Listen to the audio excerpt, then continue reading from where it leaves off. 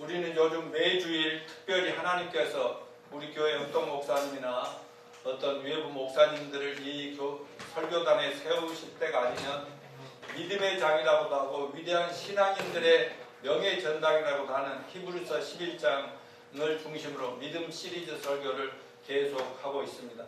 오늘 또 지난주 노인학 목사님 설교로 제 믿음 시리즈는 쉬었고, 지지난주 우리가 방금 읽은 히브리서 본문 앞에 29절에서 모세의 명령과 모범을 따라 행했던 이스라엘 백성들의 믿음과 순종을 통해서 사면 초가에서 홍해바다 한가운데로를 가르고 출애굽한 기가 막힌 역사적 사실을 공부했습니다. 오늘 우리가 함께 봉독한 설교 본문 히브리서 30절과 또 여호수아서 6장은 모세 후계자인 여호수아의 지도 아래서 당시 어느 군대나 군사력으로도 무너뜨릴 수 없는 난공불락의 여리고성을 한번 해보지 않고 무너뜨리는 또 정복한 이스라엘 백성들의 기가 막힌 믿음과 하나님의 기적적인 역사적 사실을 공부하려고 합니다. 우리 모두 오늘 본 말씀을 통해서 하나님이 인정하시고 기뻐하시며 칭찬하시는 참된 믿음은 어떤 믿음인가를 잘 배웠고 잘 적용함으로 이 험난한 세상에서 살아계신 하나님의 기적을 날마다 순간마다 체험하면서 이 주님이 주시는 시대적인 사명과 영적 전투에 항상 승리하는 저와 여러분 모든 제자들이 다 되시기를 축원합니다. 네. 오늘 본문이 지시하는 놀라운 역사적 사건은 주로 여호수아 6장에 좀 더 정확하게 기록되어 있는데, 여호수아 6장 1절부터 21절까지 있지만 우선 이 6장 1절에 이스라엘 자손들로 말미암아 여리고성은 굳게 닫혔고 출입하는 자가 없다라고 시작을 합니다. 이스라엘 백성들 모세를 통한 하나님 10가지 재앙을 애굽 땅에 내림으로 애굽의 노예 상태에서 해방되고 자유를 얻어 출애굽을 하고 그 어마어마한 홍해 바다를 가르고 건넌 후에 맨발로 걸은 후에 14일이면 하나님이 가라신 지금의 중동 땅 가나안 땅까지 갈 수 있는 거리지만 그들이 애굽에서 노예에서 나왔지만 노예적 근성과 하나님에 대한 믿음이 너무 약해서 불신앙 때문에 거의 40년을 광야의 벌판에서 천신만고를 겪은 끝에 애굽에서 나왔던 나이 든 사람들은 다 그 광야에서 죽고 들어가지도 못하고 가나안 땅에는 새로 태어난 광야에 태어난 새로 그런 젊은이들만 이제 가나안 땅 들어가게 해서 거기에 이제 여리고성에 머물렀던 것입니다. 14일이면 도착하는데 40년 만에 여리고성에 도착한 거죠. 자, 가나안 땅에 들어가는데 마지막 장벽이 어디라고요? 여리고성입니다. 그들은 여호수아를 통해 들려오는 하나님의 음성에 순종함으로 홍해바다보다는 작지만 강 가운데로 하나님이 길을 내어 또 주시니까 또 한 번 요단강을 건너죠. 홍해바다도 건너고 요단강도 건너고 대단한 경험이죠. 그러나 그들의 진임을 받고 있는 강력한 요새 여리고성 때문에 하나님이 가라고 하신 가나안 땅으로 들어가지 못하고 있는 상황이 되었습니다. 물론 여리고성의 왕이나 군대나 모든 백성들은 하나님을 믿는다는 이스라엘이 그 애굽이라는 거대한 나라를 그냥 이기고 거기를 자유롭게 해방되어서 그들이 막 홍해바다도 건넜다더라, 막 강물 사이로도 뭐 신이 함께한다는 유대 민족이 자기네들 성 가까이 온다고 하니까 그 여리고성도 대단한 막강한 군대도 있고 막강한 성이고 그런 나라지만은 가까이 오는 거 두려워해서 여호수아서 6장 1절에 그 이스라엘 때문에 성문을 굳게 닫아두고 있다라고 기록함을 통해서 우리는 알 수가 있습니다. 자, 그들의 눈에 그 성들은 난공불락의 견고한 성들이어서 그들의 힘으로는 도저히 점령할 수 없을 것처럼 보이는 그런 성입니다. 그리고 문이 굳게 닫혀있기 때문에 더 이상 전진할 수가 없어요. 그걸 넘어서야 되는 다른 길은 없어요. 여리고는 가나안 땅에 들어갈 때 제일 앞에 위치한 어마어마한 성벽으로 둘러싸인 장엄한 도시였습니다. 이스라엘이 더 나아가서 성읍들을 정복하고 하나님의 주식으로 약속된 기업 가나안 땅을 차지하기 위해서는 여리고성을 반드시 점령하고 통과해야만 했던 것입니다. 그런데 그 여리고성은 웬만해서는 함락될 수 없는 성으로 알려져 있습니다. 그러나 이 성은 함락되었습니다. 우리 주보 앞에 있는 사진이 바로 거기입니다. 그것도 아주 어떻게 정복되었느냐. 아주 신기하고 놀라고 아주 쉽게 아주 우습게 그 성이 무너져 버리고 마는 것입니다. 여러분, 여리고성은 이스라엘 백성은 한 번 싸움도 못하고 함락을 당한 것입니다. 여호수아를 따른 이스라엘 백성들이 했던 일은 뭐예요? 지도자 여호수아의 명령에 따라 믿음으로 여리고성 둘레를 하루에 한 바퀴씩 돌았어요. 그리고 6일간을 하루에 돌고 잠자고 있어요. 성 밖에서. 또 7일째 되는 날은 마지막 7번째 날은 7바퀴를 말없이 도는 겁니다. 그리고 그들이 마지막에 7바퀴를 돌고 나서 마지막에 다 같이 입을 합창하듯이 큰 소리로 다 같이 한번 합니다. 야!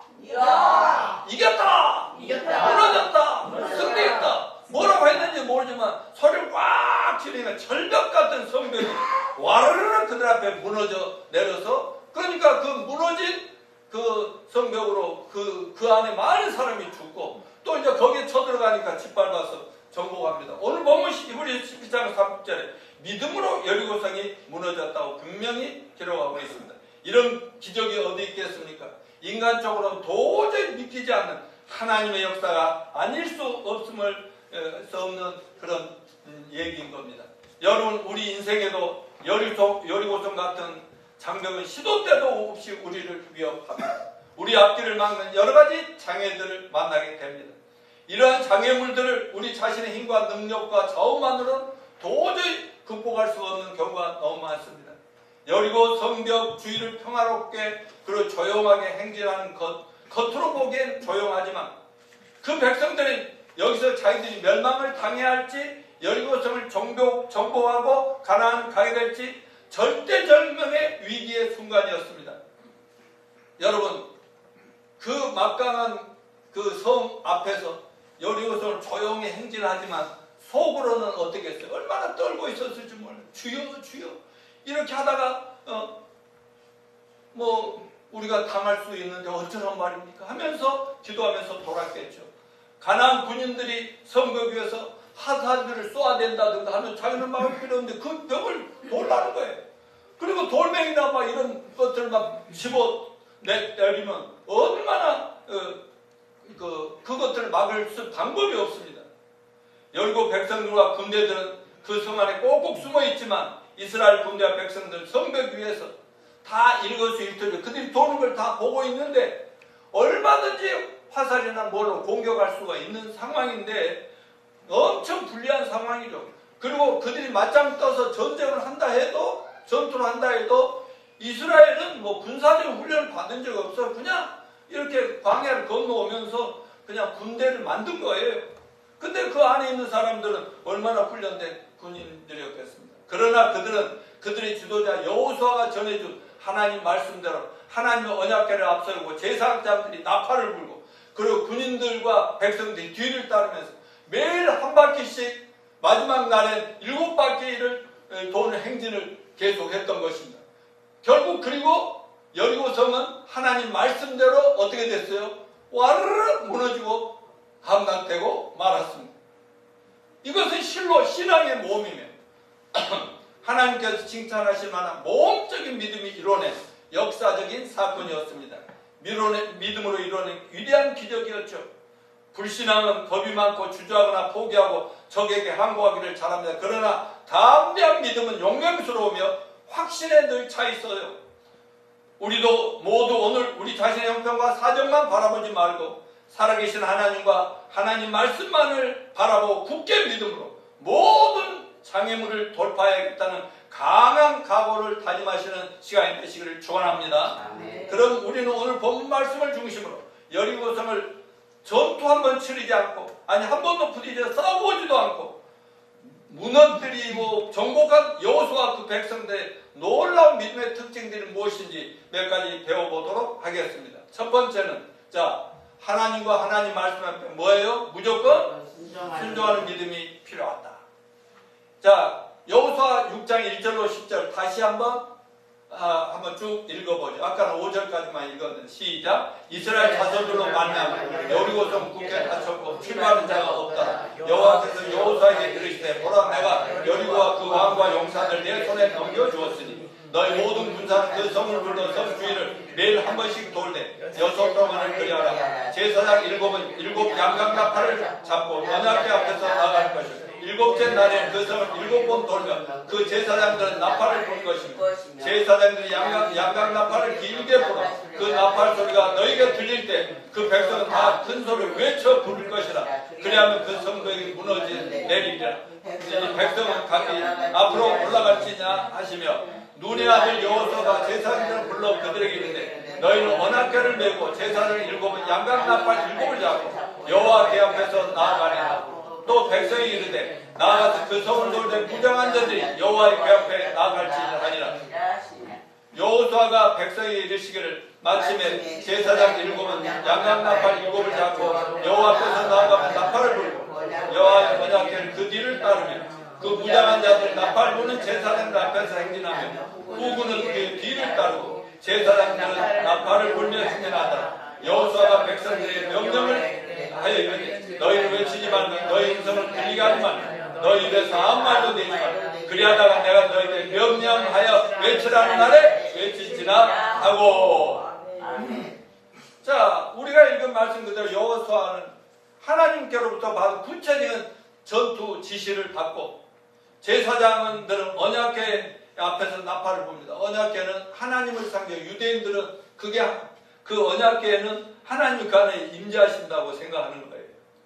그걸 불고 앞에서 나팔 불고 뒤에 언약궤를 들고 또 그 뒤에는 군대가 있고 앞에서 군대 뒤에서 군대가 하나님을 보호하면서 이렇게 전진을 합니다.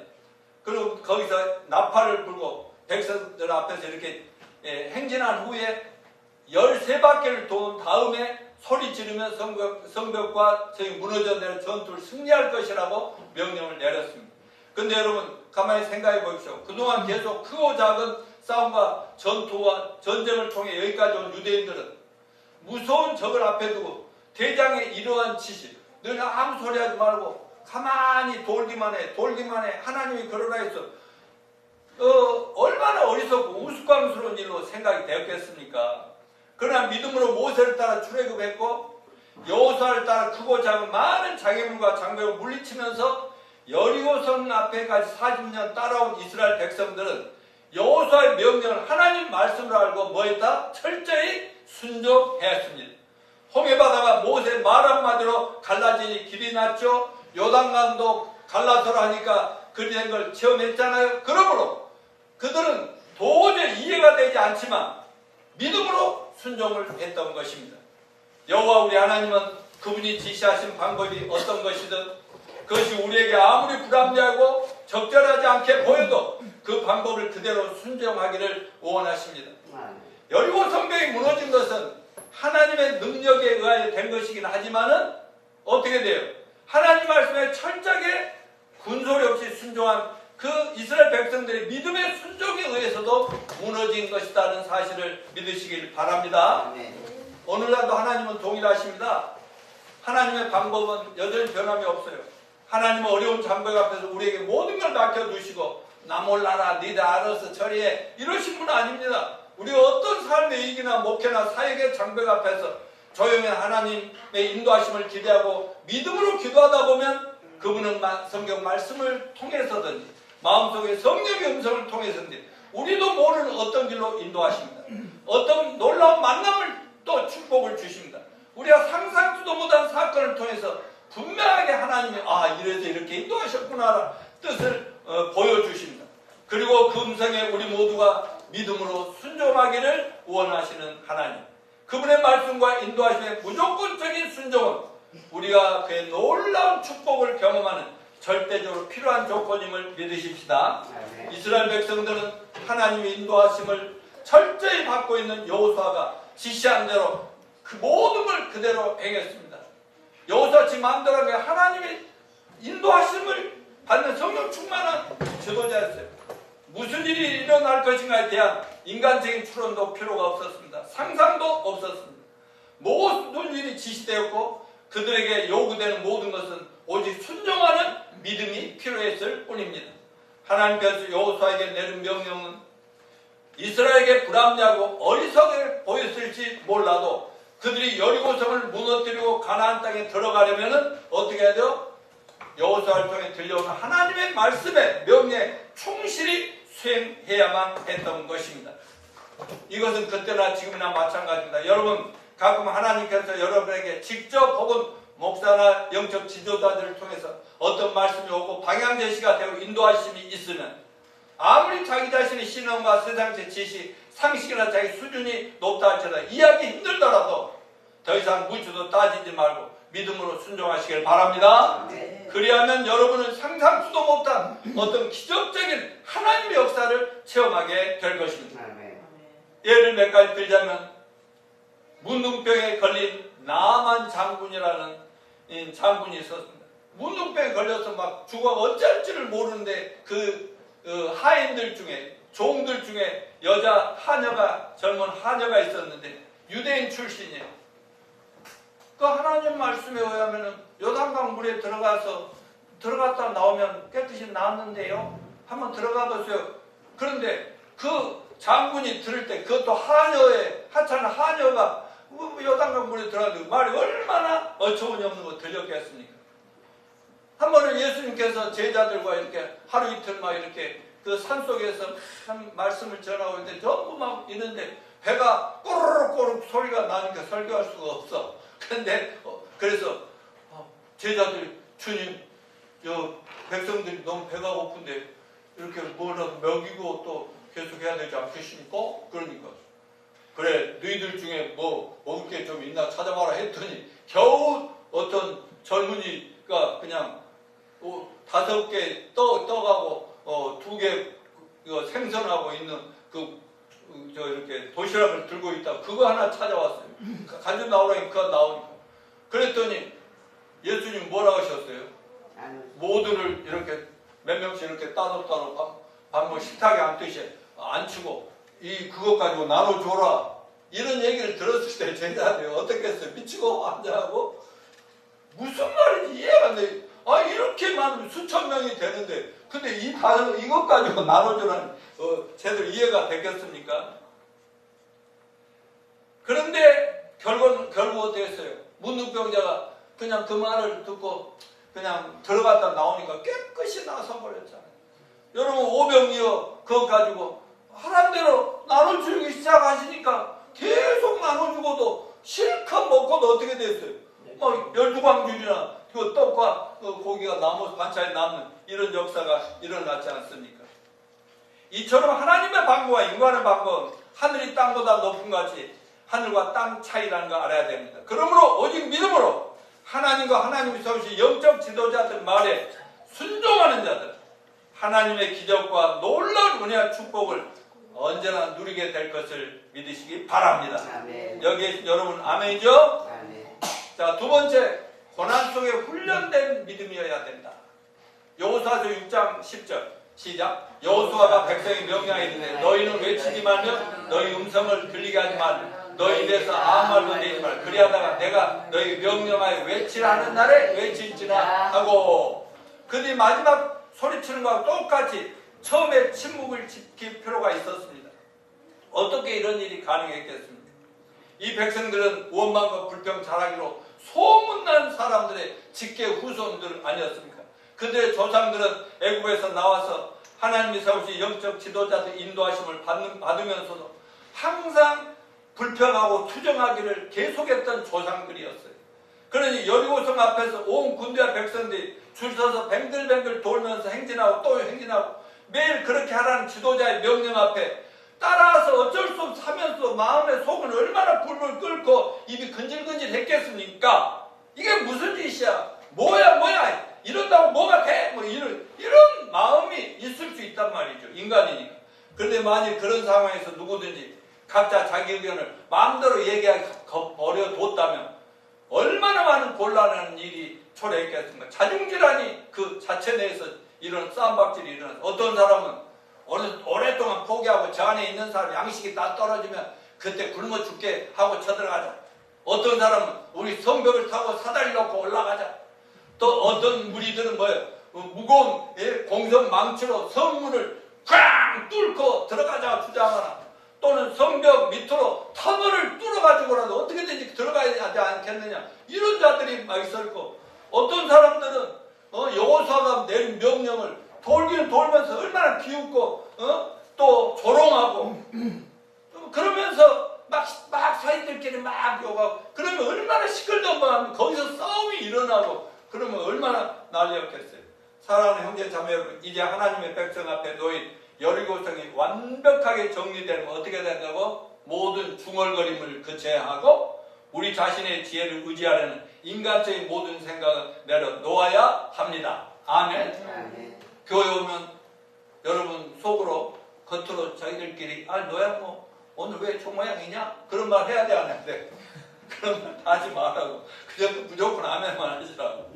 자, 우리가 어려움을 통과할 때 소위 믿음이 있다는 지인들이나 선후배들의 조언해 준다고 막 조언을 받잖아요. 나 힘들어. 막 교회 다니기 힘들고 그런 말 조언해 주고. 근데 정말 믿음이 약한 자들의 조언이라는 것이 우리의 믿음의 의지와 열정을 꺾는 경우가 너무너무 많습니다. 그러나 여러분, 해결해야 될 문제가 크고 장벽이 높을수록 하나님과 영적인 지도자들과 형제 자매들, 그리고 하나님의 말씀과 세미한 음성으로 우리의 말씀하신 성령님의 음성만 의지하시길 바랍니다. 성령님께서 복 있는 사람은 어떤 사람이라고 했느니 시편 1편 다 같이 시작. 복 있는 사람은 악인들의 길을 따르지 않으며 죄인들의 길에 서지 않으며 오만한 자들의 자리에 앉지 아니하며. 아멘. 이스라엘 백성들 40년간 광야 생활에서 많은 시련도 겪었지만 하나님의 살아 계심도 엄청 많이 체험했고, 또한 자신들이 변화되어야 함의 필요성도 많이 깨닫는 그런 광야 생활이었습니다. 그런 가운데 그들이 애굽의 노예 생활 때와 비교할 수 없이 많은 변화를 겪은 것도 사실입니다. 왜 하나님께서 14일이면 딱 도착할, 하나님 지금 중동의 이스라엘 가나안 땅을 왜 40년 동안 돌게 했겠어? 훈련이 필요하다. 이런 상태로 들어가면 제대로 되지도 않는다. 이래서 광야, 이 세상이 어떤 것인가를 깨닫도록 훈련을 하는 기간이었어요. 그 가운데 그들의 애굽의 노예 생활 때와 비교할 수 없이 많이 변화되고 믿음도 성숙해. 그래서 그나마 오늘 여리고성 장벽 앞에서 입조심하고 순종하는 군대 백성들이 된 것입니다. 이와 같이 우리들도 예수 그리스도의 군사들인데 어떤 상황이 벌어져도 믿음으로 승리할 영적 훈련을 항상 생각하시는 저와 여러분이 되시길 축원합니다. 믿음은 평소의 삶 속에서, 사역 속에서 끊임없이 닥치는 고난과 도전과 시련을 통해서 훈련을 받아야 하는 겁니다. 우리가 구원받은 후 겪는 모든 어려움은 바로 우리 각자의 영적 성장과 성숙과 우리 삶의 놀라운 발전을 위한 훈련임을 깨닫게 되시길 바랍니다. 우리에게 닥치는 이러한 어려움과 장애물들은 우리를 훈련하시는 하나님의 손길이라고 생각하시고 그 훈련 과정을 믿음으로 잘 통과합시다. 날마다 삶 속에서 우리는 영적 삶을 승리하기 위해서 하나님의 성경에 약속해 주신 모든 축복을 누리기 위해서 우리가 더욱 변화되어야 합니다. 영적으로 성숙해 나가야 됩니다. 그런 우리가 되도록 하나님이 우리를 고난과 시련을 통해서 훈련하고 계심에 감사하면서 주님의 인도하심을 기다리시는 여러분이 되시길 축원합니다.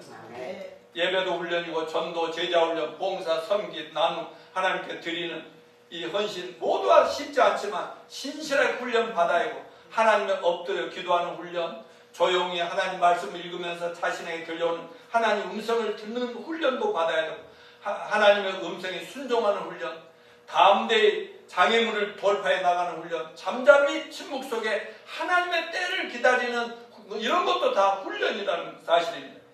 우리가 이렇게 삶 속에서 훈련을 받다 보니 이제 어떤 고난과 시련이 닥쳐도 두렵기보다 올 것이 왔구나, 하나님의 축복의 전조가 일어나고 있구나 라고 아주 편안한 마음으로 맞이하게 될 수 있습니다. 현재 여러분은 그런 분들임을 저는 확신합니다. 자, 세 번째는 뭐예요? 하나님의 때를 기다리며 인내할 줄 아는 믿음이 필요합니다. 히브리서 11장 3절 시작. 믿음으로 7일 동안 여리고를 두루다니며 성이 무너졌습니다. 여러분, 성벽은 이스라엘 행진 첫날에 무너지지 않았습니다. 성의 둘레를 13바퀴 돌고 나서야 하나님의 능력이 역사합니다. 왜 그렇게 해야 했을까요? 그들의 믿음의 순종뿐만 아니라 그들의 믿음을 또 시험하기 위해서입니다. 이놈들이 인내심이 좀 자라났나 하는. 그토록 허술하고 될 것 같은 수단을 사용하라고 명령했을 때는 그들이 주님의 약속을 정말로 믿고 있는지 시험하기 위해서 그렇게 하셨을 수 있습니다. 또한 가나안 정복은 그들의 손에 달린 것이 아니라 누구 손에 달려있어요? 하나님 손에 달려있다는 걸 뚜렷하게 인식시켜주기 위해서. 자기들은 한 일이 아무것도 없잖아요. 빼빼빼 돈일밖에 없는데 절대 무너질 수 없는 백중 롯데 타워가 무너진다. 아니, 무너지면 안 되지. 뭐 이런 얘기죠. 6일 동안에 하루에 한 번씩 6번 돌고 나서 할 일 없으면 잠이나 자라고 그렇게 얘기하셨더라고요. 마지막 7째 7바퀴를 도는데 6바퀴, 12번을 돌아도 아무 일도 일어나지 않아요. 만약 우리라면 어떻게 했겠어요? 우리 성도들이야, 이제 한 바퀴만 더 돌면 끝난다. 그렇게 해서 속으로 얼마나 안타까워. 한 바퀴 더 돌아도 아무 일도 일어나지 않을 수도 있는데 그런 것들. 그렇기 때문에 우리는 여호와 앞에 잠잠하고 참아 기다리라는 시편 37편 7절 말씀을 항상 명심합시다. 이 점에 있어서 우리가 늘 넘어지기 쉽습니다. 너무 급하고 서두르고 성급합니다. 우리 여리고를 한 번, 두 번 돌아서 무너지지 않으면 우리는 곧바로 쉽게 낙심하고 마는 경향이 있어요. 괜히 쓸데없는 짓 아니야? 수업하자, 다른 방법을 택하지 이러면서 인간적으로 막 방향을 바꿔버린단 말이죠. 여러분, 솔직히 우리는 구원받은 하나님의 백성들이면서도 구원받은 후에 그렇게 하나님 말씀 많이 듣고 세상 사람들이 경험하지 알지 못하는 하늘의 은혜를 많이 경험한 거 맞아요, 안 맞아요? 맞아요, 안 맞아요? 경험했어요, 안 했어요? 예수 안 믿었다면 여태까지 이렇게 살아왔겠어요? 그런데 그렇게 많은 것을 경험하고도 조그만 어려움 앞에서 얼마나 참을성 없이 곧바로 육신적으로 세상적으로 전혀 믿음 없는 사람들 헷가닥 할 때가 많습니다. 그래서 누가복음 18장 1절에는 뭐예요? 항상 기도하고 낭망치 말해야 한다는 주님은 제자에게 말씀하셨습니다. 참으로 이 말씀은 가슴도 깊이 우리 모두가 간직할 필요가 있다고 믿습니다. 우리는 승리가 거의 눈앞에 보이게 될 때 낭망하거나 포기해버리는 경우가 얼마나 많습니까? 좀만 더 참으면 믿음의 결과를 볼 수 있었을 때, 그러니까 수많은 그리스도인들이 인내하지 못하고 자기 마음대로 생각하다가 인간적으로 행하다가 고난과 시련을 더 많이 당하게 됩니다. 여러분, 결국 여리고성은 무너졌습니다. 하나님의 정할 때 하나님 서둘지 않습니다. 그러나 믿는 것보다 기다리는 것 훨씬 더 어려운 일임을 우리는 알게 됩니다. 그 끝까지 기다리는 인내심은 우리의 방어 무기 중에 가장 약한 부분이야. 가장 실수를 많이 인내라는 걸 못해요. 그렇다면 우리는 성령님께서 우리 마음에 역사하여 오래 참을 수 있는 신령한 은혜를 주시도록 날마다 순간마다 어려움이 있을 때마다 기도하셔야 될 줄로 믿습니다. 갈라디아서 6장 9절 말씀 꼭 붙잡고 삽시다. 시작. 우리가 선을 행하되 낙심하지 말지니 피곤하지 않으면 때가 이름에 거두리라. 여러분, 하나님의 때가 있어요. 하나님 우리에게 여러 가지 목적을 가지고 훈련하고 이끌어 가시는데 우리는 한 가지 그것만 보이잖아요. 그러니까 그 모든 걸 다 이루시기 위해서 하나님의 때를 기다리시면서 보고 계십니다. 하나님의 때를 기다릴 줄 아는 믿음이 성장하시기를 바랍니다. 인내심이 크시기를 바랍니다. 네 번째, 하나님의 역사를 기대하는 믿음입니다. 여호수아 6장 20절 시작. 이에 백성을 외치고 제사장들 나팔을 불며 백성이 나팔소리 들을 때 크게 소리질러 외치 성벽이 무너져 내리자. 백성이 각기 앞으로 나가 그 성에 들어가서 성벽을 점령하고 드디어 점령해버렸죠. 이제 우리가 특별히 관찰해야 될 것은 뭐냐? 백성들 성이 무너지기 전에 뭐 했어요? 소리를 지르라고 했더니 소리를 질렀습니다. 그건 승리를 기대하는 믿음에서 나온 행동이었습니다. 하나님의 역사가 드디어 나타날 걸 기대하는 믿음의 행동이 소리 지름이었습니다. 드디어 우리가 이겼다. 우리의 믿음이 기적을 일으킬 때가 왔다고 외치는 것입니다. 유대인들은 오랜 고난과 시련을 미루는 훈련을 통해서 여호와의 명령이 하나님 말씀임을 믿고 버티다가 지금이다 할 때 소리를 지르게 된 것입니다. 우리 예수 믿는 제자들 성도 이렇게 말씀하셨어요. 마가복음 11장 4절 시작. 그러므로 내가 너에게 말하노니 무엇이든지 기도하고 구하는 것 받은 줄로 믿으라. 그리하면 너에게 그대로 되리라. 아멘. 옛날이나 지금 항상 믿음으로 도전하고 말씀대로 행동할 때 우리 앞에 모든 장벽은 무너지는 것입니다. 믿음은 항상 행동이 따릅니다. 따라야 한다는 이 진리를 기억하시기 바랍니다. 행동하지 믿음은 무슨 믿음? 죽은 믿음입니다. 잊지 말고 어려울수록 믿음으로 하나님 말씀에 자신을 확 던지는 우리 모두가 되십시다. 결론적으로 우리 모든 신자들도 살다 보면 시도 때도 없이 나름대로 각자 꽉 막힌 여러 성벽 앞에 직면할 때가 많이 있습니다. 근데 내가 볼 때 우리 예선자매는 어려움이 하나도 없는 것 같아요. 항상 주일날 합니다. 근데 보지 않아도 인간이라면 알게 모르게 자기 나름대로 사회생활, 직장생활, 가정생활 이런 게 있을 수 있단 말이죠. 좀 있긴 있어. 하나님께서 불러 사용하시는 종들이나 목회자들, 선교사들, 사역자들, 양들 돌봐라 하나님 불러 평신도 목자나 리더들, 사업하는 분이나 취업 준비 중이나 직장을 사는 분, 누구나 각자 날마다 자기 자신과 세상을 죽도록 싸워서 쟁취해야 될 영적 전투, 목표가 있습니다. 사명과 비전이 있죠. 그건 모두 우리가 전심으로 싸워서 쟁취해야 될 전투입니다. 우리의 날마다 삶 자체가 영적인 무서운 전투죠. 공민이 자매는 애기들과 자주 싸우죠. 왜 우리 삶 자체가 전투입니까? 세상의 공중권세 잡은 사탄 마귀는 우리 예수 믿는 하나님 백성들과 교회의 믿음을 무너뜨리기 위해서 온갖 고난과 시련과 시험들로 우리 유혹하고 난립니다. 그럴 때마다 여호수아를 기억하고 용기를 가집시다. 여호수아 말씀에 무조건 순종하는 이스라엘 백성들답게 믿음을 가집시다. 아멘. 여러분이 일주일에 한 번이씩이나 와서 들은 이 믿음의 용사들의 설교에 이 말씀을 듣고 여러분들도 그대로 실천합시다. 아멘. 성경 말씀에 무조건 순종하는 믿음과 용기를 가집시다. 에이 사피르라고 하는 어떤 분이 유명한 분이 계시는데 뭐라고 얘기했냐? 이스라엘 역사는 하나님의 전능하신 구원의 은혜와 인간의 믿음의 역사이다. 다시 말하면 하늘로부터는 기적이 내려오고 땅으로부터는 믿음이 올라간다. 이 땅에서 하나님의 뜻을 이루는 기적은 다 하나님 혼자서 되시는 일이 아니라 하나님 믿는 우리들과 협력하고 동역한 결과다. 맞습니까? 예, 아브라함의 선택에서 모세의 출생까지 6월절에 송해바다와 요단강을 건너기까지 모든 것이 기적이며 모든 일들은 하나님께서 택하신 종들과 그를 따르는 성도들의 믿음을 보시고 하나님께서 일으켜 주셨던 기적의 연속들이었습니다. 이제 이스라엘은 높이 성벽과 울타리를 쌓아올린 견고한 여리고 성 앞에 서 있습니다. 그들이 이 성을 점령하는 일은 우리 인간의 힘이나 능력으로 되지 않고 오직 여호와 하나님에 대한 믿음으로 됨을 우리는 배웠습니다. 오늘날도 성령이 우리의 믿음을 보고 하나님의 은혜를 내려 보내신다는 거 말씀하십니다. 에베소서 2장 8, 9절 한번 같이 읽어. 시작.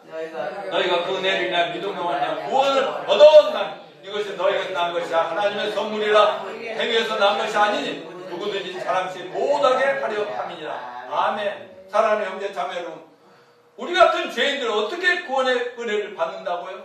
우리 힘으로가 아니라 종교 행위로가 아니라 선한 행실로가 아니라 하나님의 은혜요 오직 선물을 거저 주시는 복음임을 우리가 어느 날 듣고 깨닫고 오직 마음으로 믿고 입으로 시인하여 구원을 받는다고 했지 않습니까? 아멘. 이제 우리가 죄사함 받고 거듭났습니다. 아멘. 우리 각자 마음으로 믿고 입으로 시인함으로 우리가 어마어마한 죄사함과 부활 영생 천국을 값없는 공짜로 선물로 받은 거 믿으시기를 바랍니다. 아멘. 믿음의 놀라운 위력은 인간적이고 자연적인 것 초월한 초자연적인 큰 일을 해내는 걸 성경에서도 우리가 구원받고 주님 사랑을 따르는 삶 속에도 수없이 보면서 여기까지 왔습니다.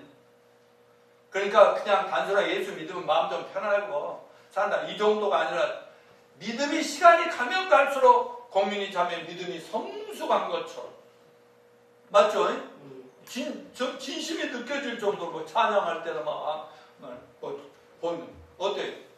확실해? 믿음 성장 인정해 줘야 돼. 찐. 찐이야 찐. 인정. 와. 그러니까 우리가 지내고 보면 참 예수 믿는다는 게 기적, 정말 기적 중에 기적이다. 그러면 하나님께서 책임져 준다 약속을 그가 지시한 방법을 사용한다는 것은 모든 세상적인 방어수단보다 훨씬 더 뛰어난다는 것을 우리가 믿었다는 얘기 아니겠습니까? 이거는 대조적으로 외형적이고 세상적인 인간적인 물질적인 것만을 의지하는 일은 얼마나 험한 일인지 얼마나 믿을 수 없는 거죠. 우리는 똑똑히 체험들 하면서 지금 성장해 가고 있잖아요. 여리고 성벽도 강하고 높았습니다. 그러나 아무리 세상의 최강국이라도 하나님의 능력을 제한은 없었던 것입니다. 누가 전지전능하신 하나님을 이겨먹을 수 있겠습니까? 하나님은 당신의 선택된 백성의 이스라엘 민족을 믿음 보시고 하나님 스스로 나서서 그들의 믿음과 헌신을 축복하시고 위대한 기적적인 역사를 일으키셨습니다. 그 백성들이 앞으로 감당해야 될 예루살렘 가나안 땅에 들어가서 또 얼마나 해야 될 일이 많았어요. 또 예수님 재림할 때까지, 예수님이 초림하시고 재림할 때까지 모든 그 이스라엘에 대한 하나님의 계획이 있는데 그 이룰 때 엄청난 일을 했는데 아무나 그 일을 감당하겠어요? 이 땅 없어지는 그런 민족들, 족속들도 얼마나 많이 있었습니까?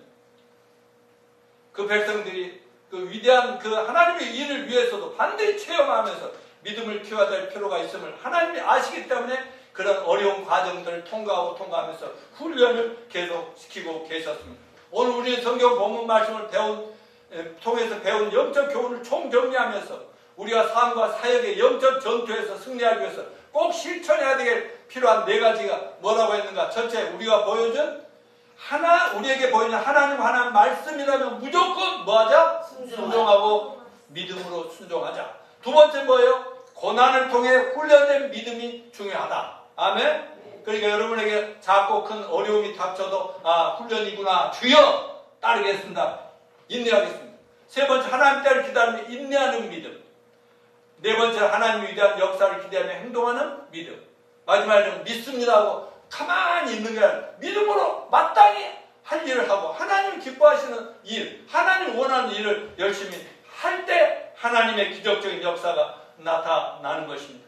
지금 우리가 이런 믿음으로 살 수 있는 것이 하나님의 크신 은혜요, 하나님 크신 선물인데 여러분, 우리 아버지 하나님의 크신 간절한 소원이 무엇인지 잠깐 살피며 마무리하려고 합니다.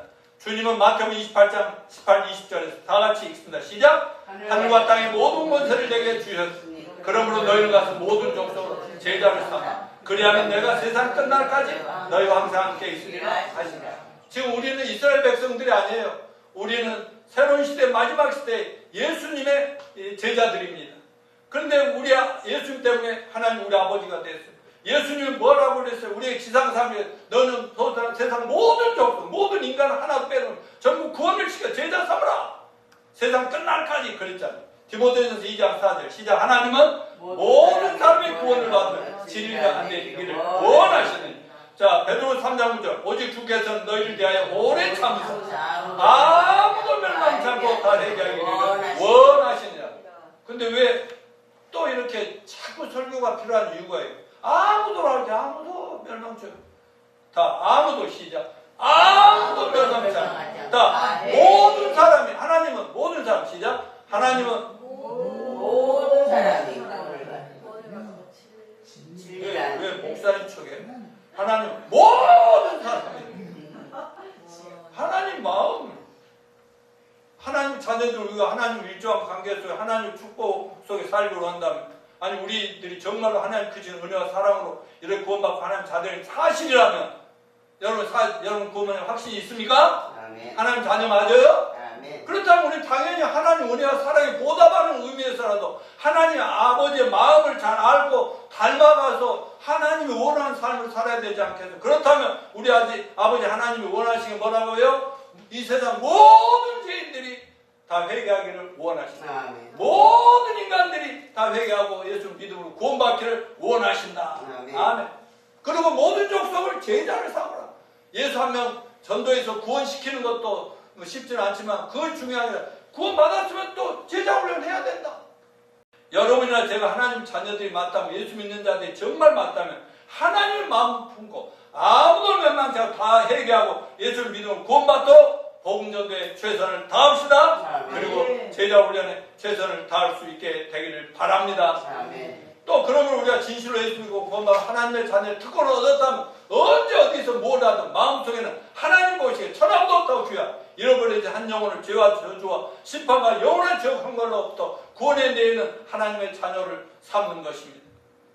아울러 구원시키는데 끝내지 않고 제자 삼아서 자꾸 그 제자가 제자 낳고 제자가 낳고 다 이렇게 해서 교회 숫자가 다 차면 어쩐다고 해서 하늘로부터 예수님 재림 소식이 나팔을 울리면서 뭐라고 그랬어요? 우리를 하늘로 휴거시킨 다음에 이 세상에 무서운 심판이 내려진다. 아까 마태복음 28장에 세상의 모든 족속에 제자 삼으라. 세상 끝날까지 너야. 세상 끝날에 대한 하나님의 그 약속이 분명히 있잖아요. 세상. 여러분, 세상은 점점 마지막 때 종말을 향해서 임박해오고 있다는 이 사실을 우리 뉴스에서, 인터넷에서, 언론에서 자꾸 공개되고 있지만 세상 사람들은 몰라요.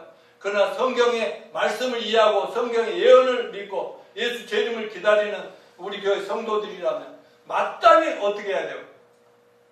아, 세상이 점점 임박해 오는구나. 이런 거를 이해하고 준비를 항상 하고 있어야 돼요.